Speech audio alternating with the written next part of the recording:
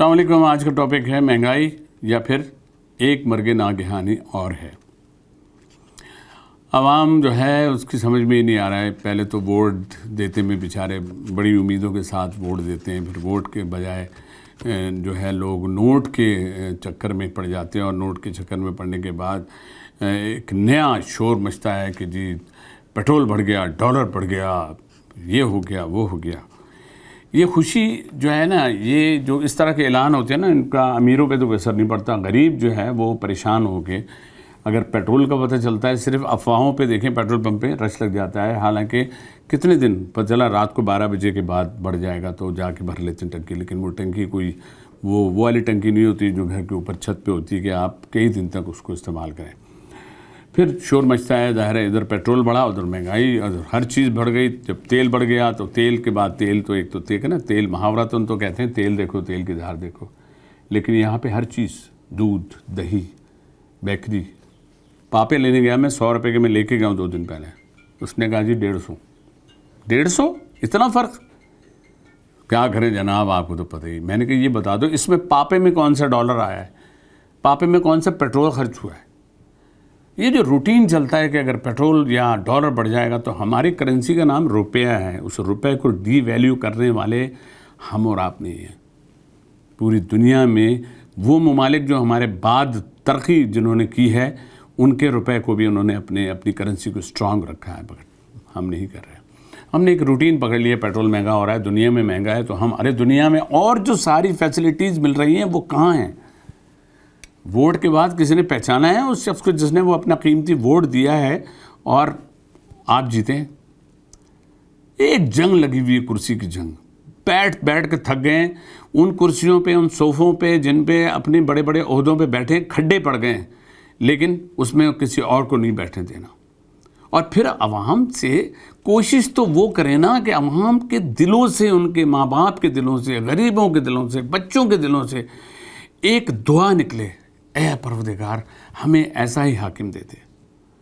یہ بھی ہمارے اعمال ہیں کہ ہم پہ وہی ٹریڈیشنل, وہی ابا دادا والی جو پیچھے سے چلی آ رہی ہے, وہی آ کے بیٹھ گئے.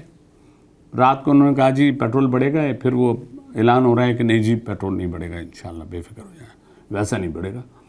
وہ ویسا نہیں بڑھے گا, پھر بھی لوگ دوڑ گئے. پتہ چلا ویسا نہیں بڑھا لیکن کیسا بڑھ گیا. اور ابھی آپ کی ٹنکی ختم نہیں ہوئی ہے جو پیٹرول بڑھا ہے, اچانک دوسری بار پھر بڑھ گیا. پھر آپ دوڑے ہیں صرف ایک نفسیاتی طور پہ کہ 2 دن کے لیے تو چلو تھوڑا سا سستا مل جائے گا.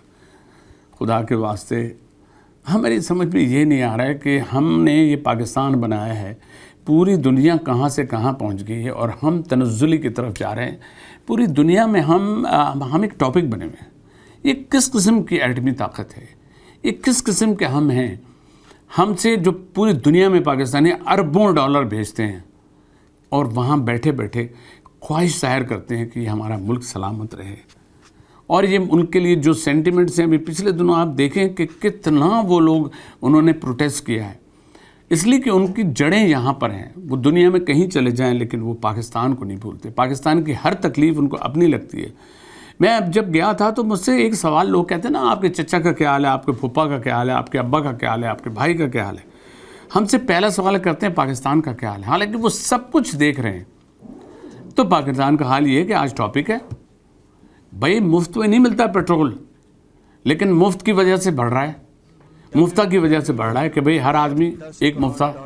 تم سے اب کون ہے, ابے یار یہ آ گیا دیکھو پھر کھانے کے لیے مفتہ ہے. یہ محاورتاً ہم یہ چھیڑ رہے ہوتے ہیں ایک دوسرے کو, لیکن خدا رہا میری سمجھ میں نہیں آتا کہ اس کی ڈور کون ہلا رہا ہے.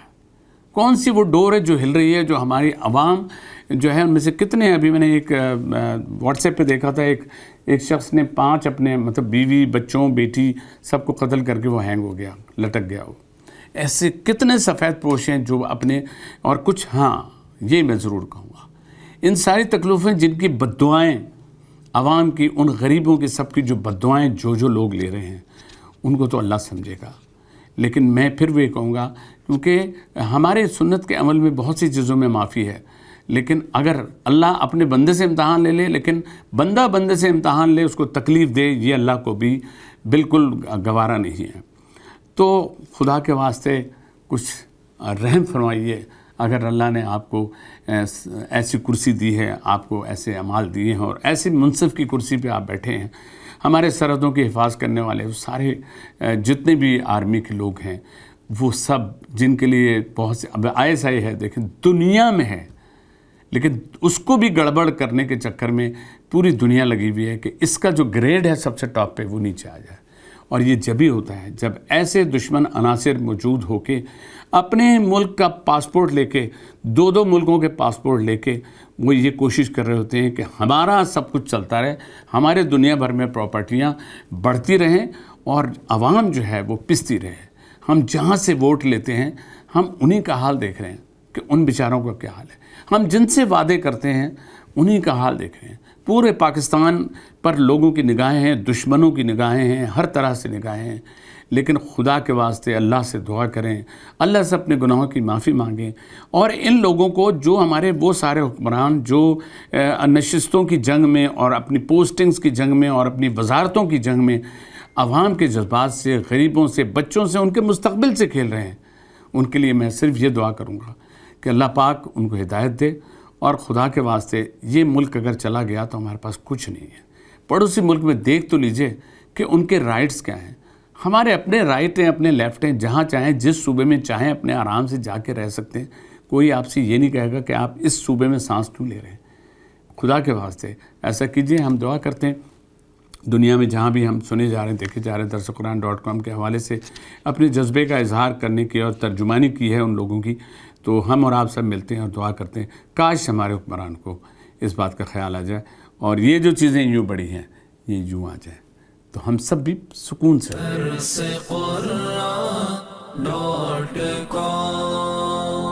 www.darsequran.com